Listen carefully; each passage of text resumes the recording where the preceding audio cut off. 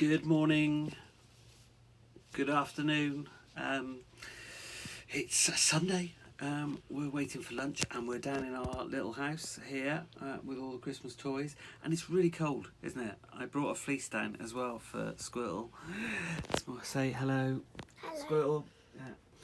Yeah. Brought a fleece down because it's cold. It's cold. So let's crack on with the stories today. We've got 5 lovely ones today. But all relatively short, so we can get back in the warm. Writing Christmas cards today, I think today. Oh, we did. Well, I should have brought down your Christmas tree.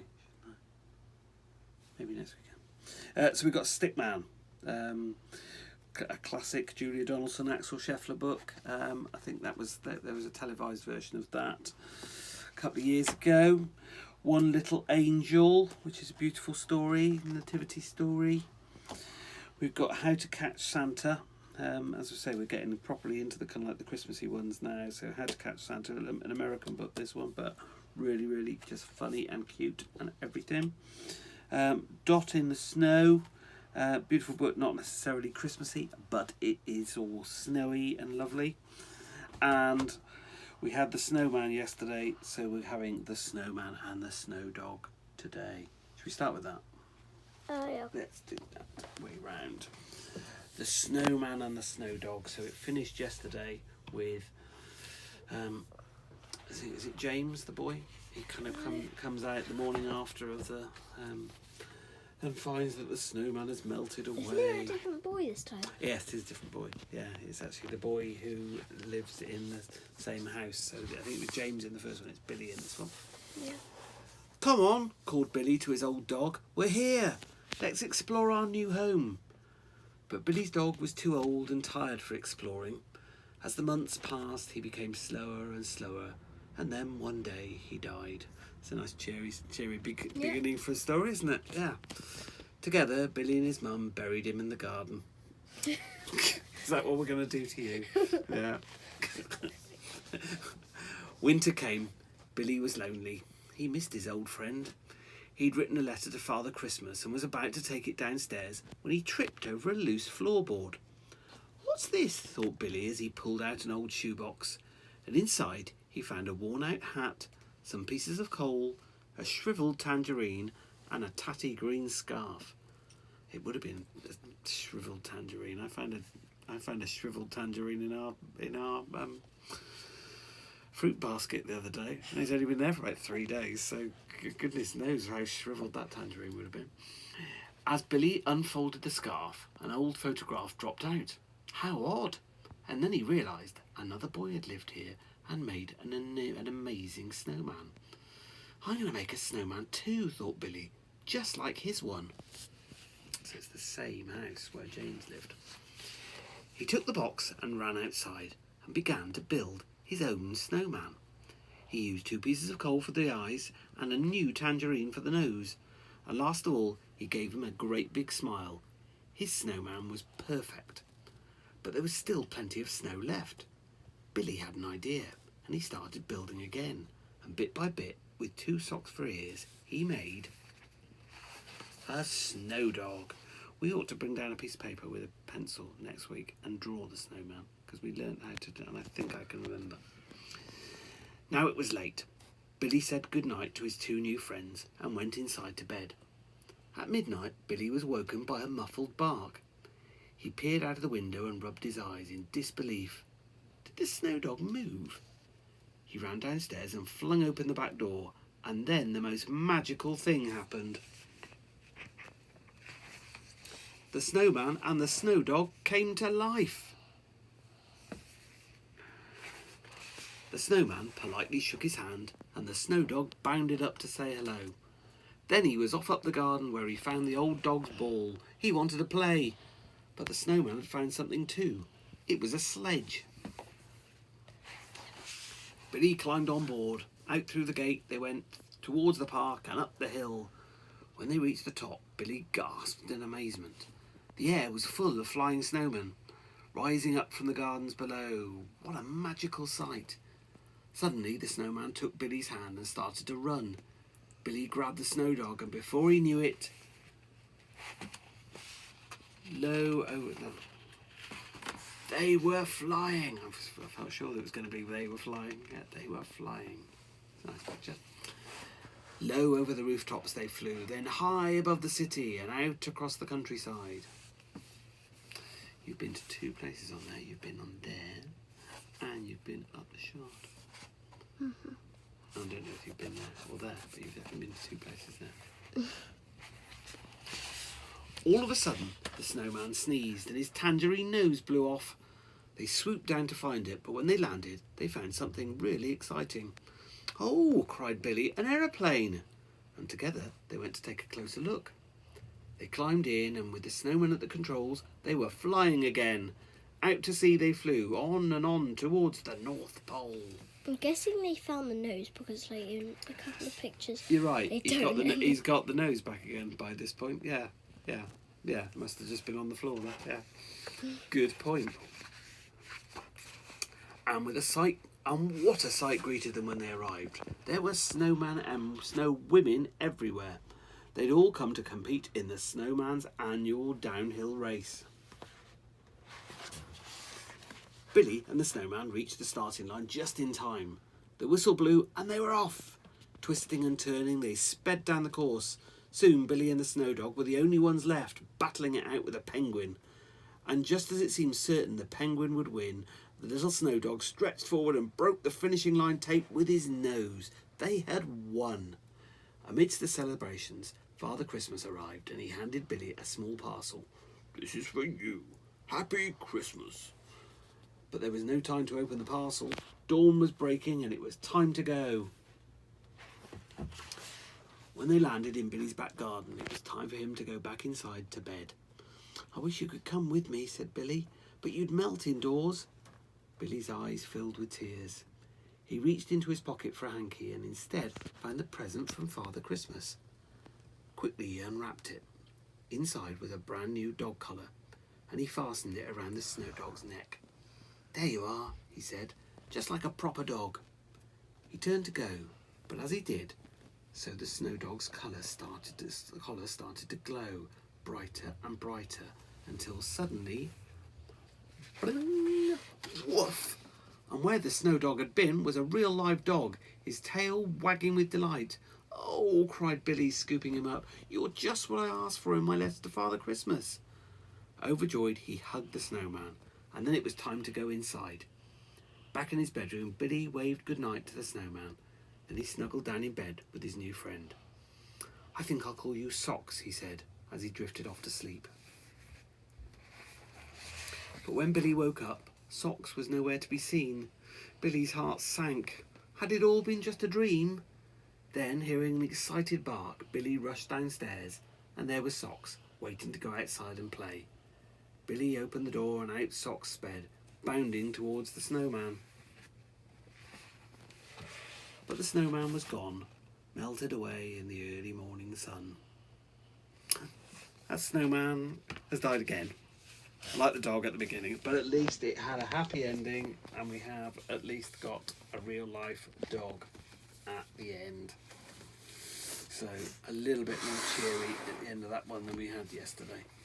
A Dot in the Snow. So what was it, by Corinne Averis and Fiona Woodcock. I've got a feeling we might have read this when we did the first round of stories. Miki wanted Mum to play in the snow, not fish on the ice. Snow was soft and Snow was soft and fishing looked hard. Miki wasn't ready to dive, so he scampered away, up, up, up the snowy ridge.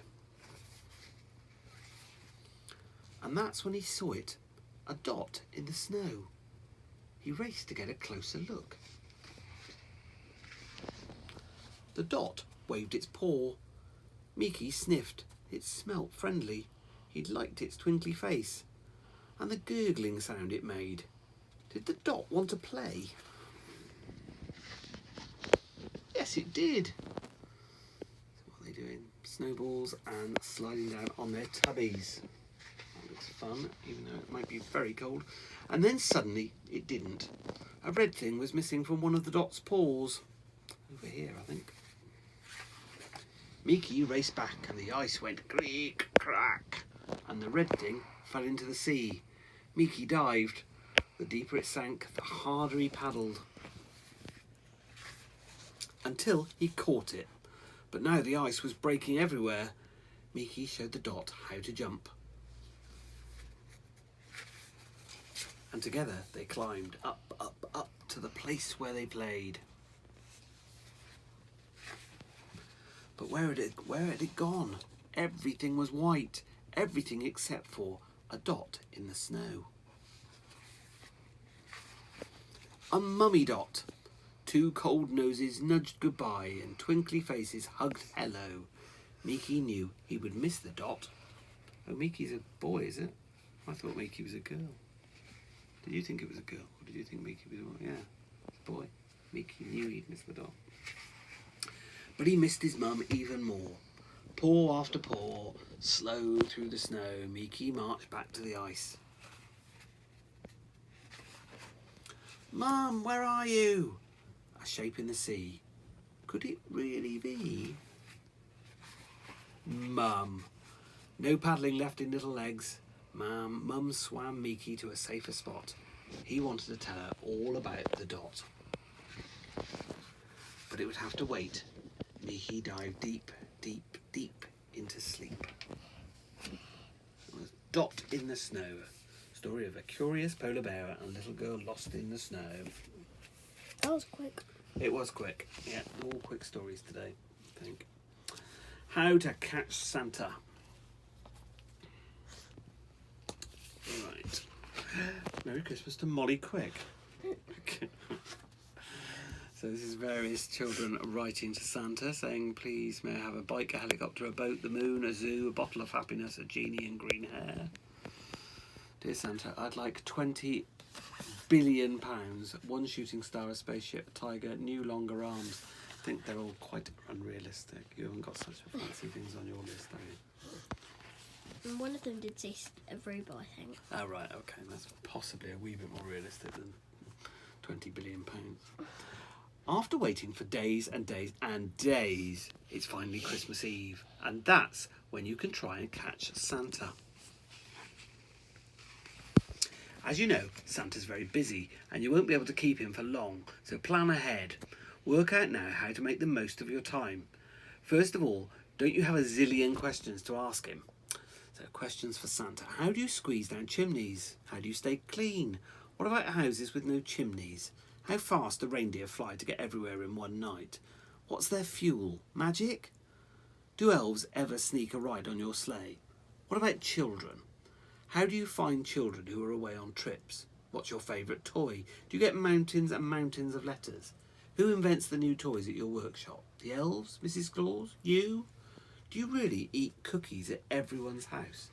That's all valid questions. Should we ever catch Santa, I think. Maybe you have things you want to tell him. Things to tell Santa. I'm trying very hard to be good. My sister is too, even if it doesn't look like it. Thank you for the presents. Sorry I always forget to send a thank you note. I know what my mum and dad want, but they were too busy to write to you. And maybe you have things you want to give him. Santa will love that.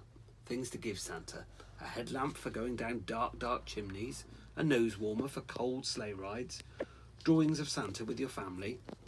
And homemade Christmas decorations for Mrs. Claus.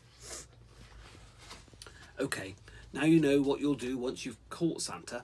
It's time to work out how to do it. Definitely don't try anything too wild and crazy.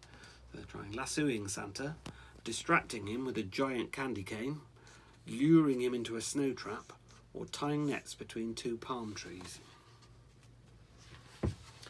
Instead, be crafty, be clever and be gentle.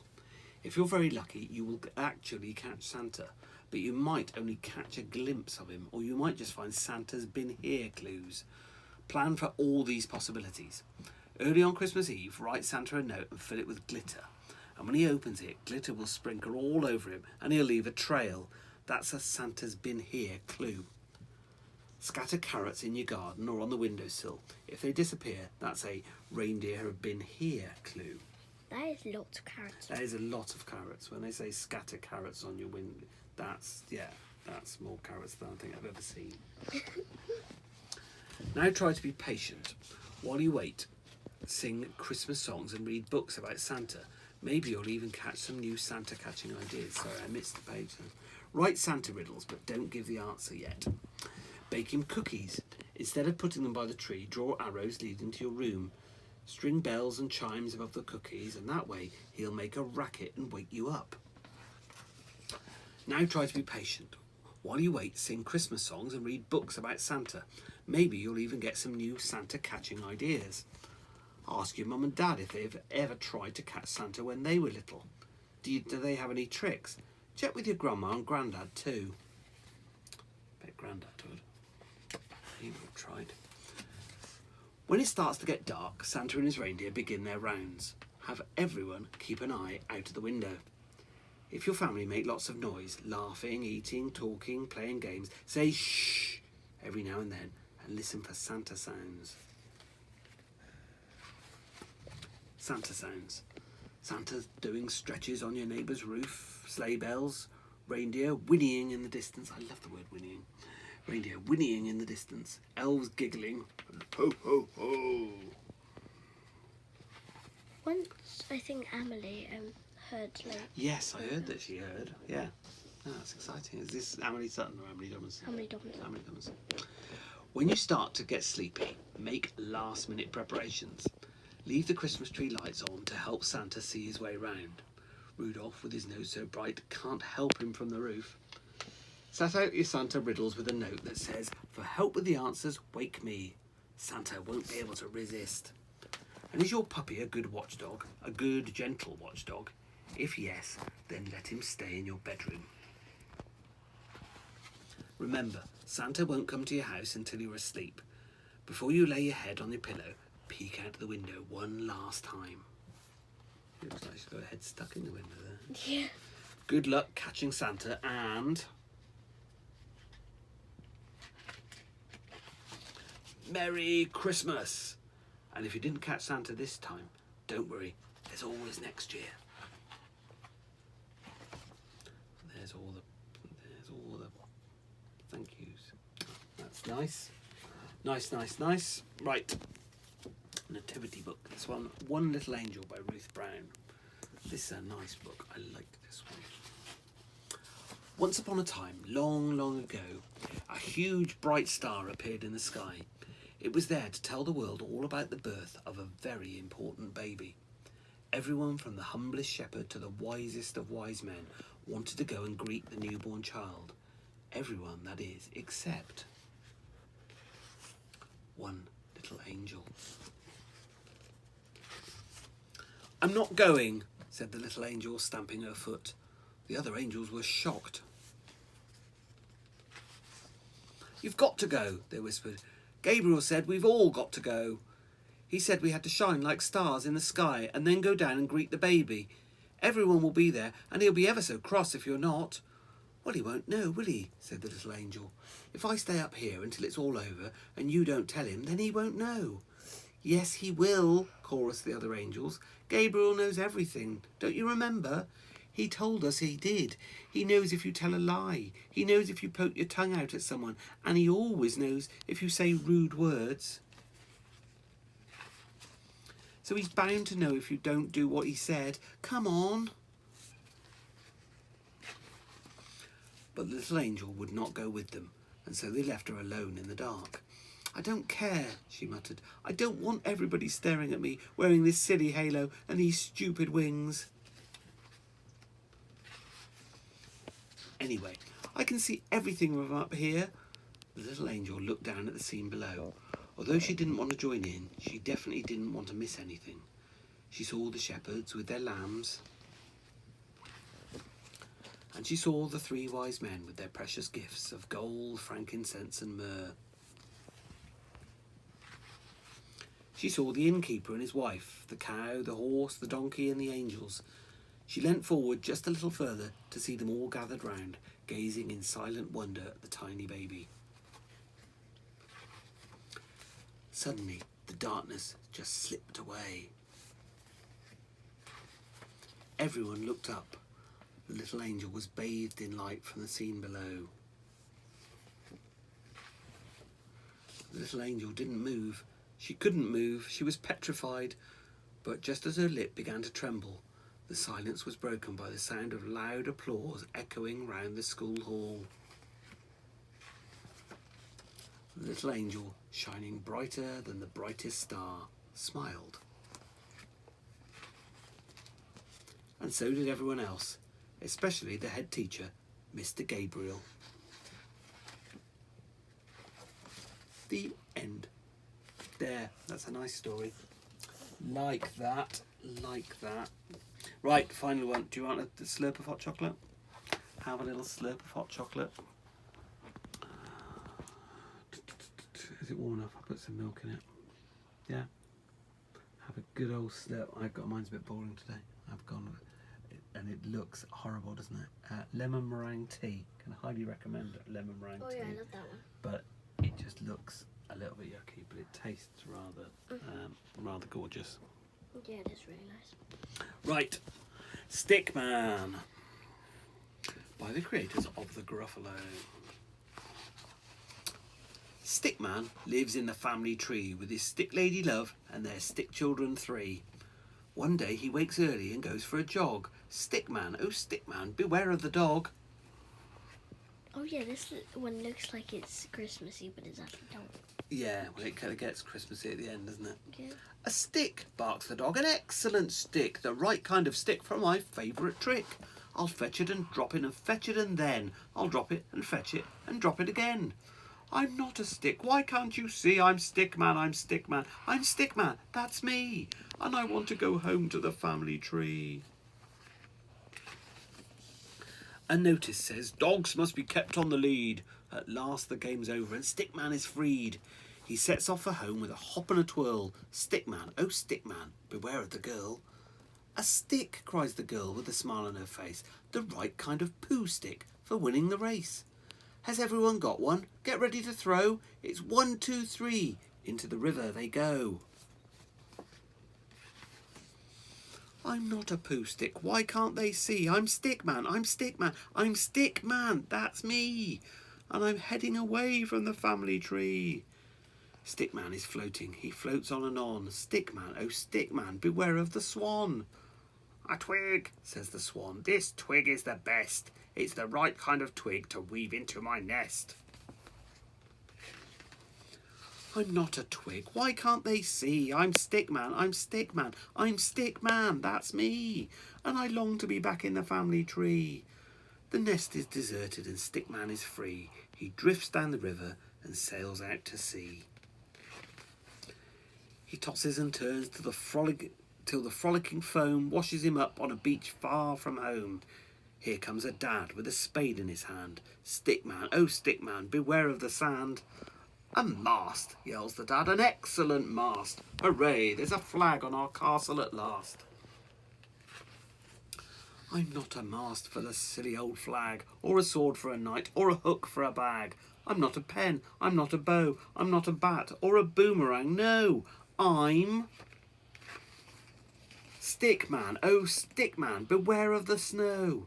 Here comes a boy in a warm woolly scarf. An arm for my snowman, he says with a laugh. I'm not an arm, can nobody see? I'm Stickman, I'm Stickman, I'm Stickman, that's me. Will I ever get back to the family tree? Stickman is lonely, Stickman is lost, Stickman is frozen and covered in frost. Stickman is weary, his eyes start to close. He stretches and yawns and lies down for a doze. He can't hear the bells or the sweet singing choir, or the voice saying, here's a good stick for the fire. Stickman is lying asleep in the grate. Can anyone wake him before it's too late? He dreams of his kids and his stick lady love, then suddenly wakes up. What's that noise up above? It starts as a chuckle, then turns to a shout. Ho, ho, ho, ho, I'm stuck. Get me out. A stuck man, a stuck man. Now who could that be? Don't worry, cries Stickman. I'll soon set you free. A scratch and a scrape and a flurry of soot, a wiggle, a jiggle, and out pokes a foot. A shove and a nudge, a hop and a jump. and Santa falls into the room with a thump. Stickman, oh Stickman, you excellent friend. Thanks a million thanks without end. Then Stickman helps Santa deliver the toys to fast asleep girls and to fast asleep boys. Faster and faster they fly through the snow till Santa says, only one chimney to go. Stick Lady's lonely. The children are sad. It won't feel like Christmas without their Stick Dad. They toss and they turn in the family bed. But what is that clattering sound overhead? Someone is tumbling into their house. Is it a bird or a bat or a mouse? Or could it be? Yes, could it just possibly be? I'm Stickman, I'm Stickman, I'm Stickman, that's me. And I'm sticking right here in the family tree. I think that's the end. And I think we've got every single one of those books, haven't we? I think so. I think we have. Yeah. Cool. Yeah. Excellent. Nice books today. Like Stickman. Like Stickman. It's a good story, isn't it? Right. I think it's time to finish up our hot chocolates and lemon meringue tea and go and have some lunch, which is... What have we got? We got three fish roast. Do you like the sound of three fish roast? I've never tried it. Never tried. I thought you tried it next door. Have I? I thought you tried it next door. I know. I think you have, and I think you liked it. That's why we're having it, because apparently you both liked it. So we've got three fish roast and a rather spectacular looking roast cauliflower, which doesn't sound like would be good, but it looks jolly good. Okay.